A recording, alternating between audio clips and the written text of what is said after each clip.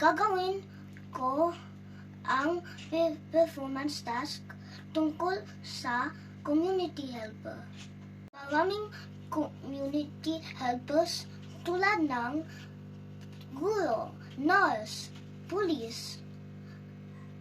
Maraming community helpers tulad ng guro, nurse, pulis, inhinyero at iba pa.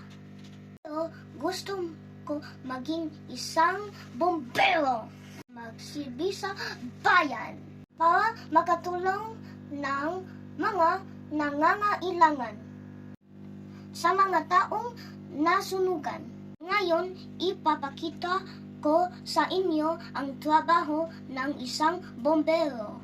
Ganito po ang trabaho ng isang bombero. Ganito po ang pagpatay ng apoy.